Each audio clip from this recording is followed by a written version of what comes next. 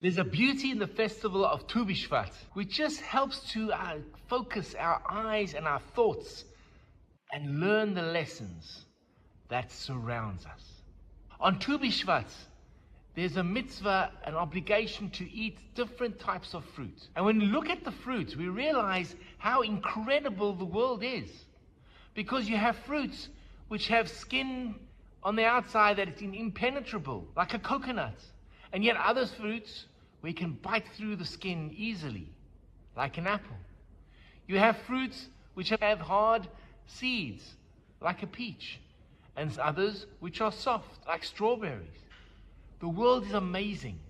And when we look at the fruits we saw before we say a blessing, it's that much more empowering and inspiring. So as we know, we have a mitzvah, an obligation, that before we eat anything, we should say a blessing. The question is why? What's the purpose of the blessings? And our rabbis tell us an important principle. That God gives us this incredible world. He is the owner. And we have to say a blessing to get permission to take or partake from the creation.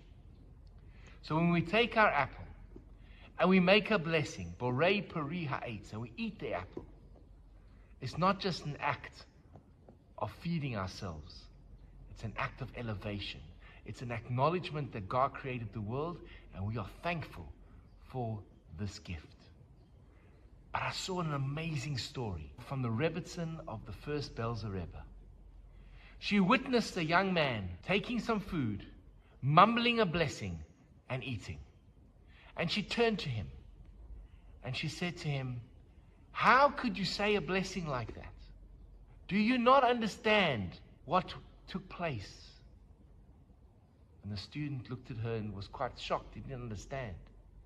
And she says to him, "When this fruit was but a little seed, it made a prayer to Hashem and said, 'Please, Hashem, protect me so that I can grow into a fruit.'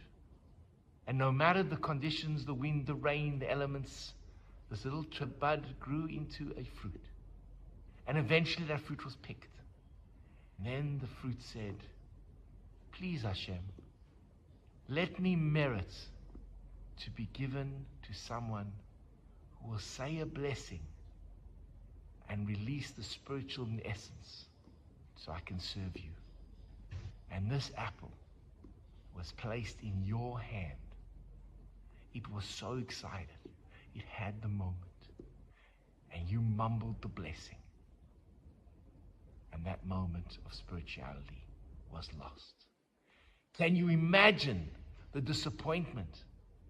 All those prayers of that little bud to become an apple, to be able to serve Hashem through your blessing, to give you energy so you can learn Torah, and you mumbled the blessing. How could you? When I read that story, it's transformed the way I eat, how I say a blessing. No longer do I mumble my blessings. I take time, I pause, I reflect, I'm thankful.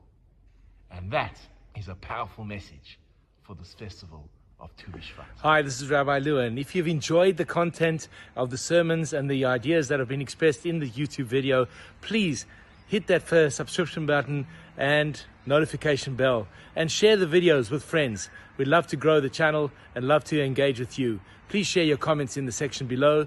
I'd love to hear from you. Have an amazing day.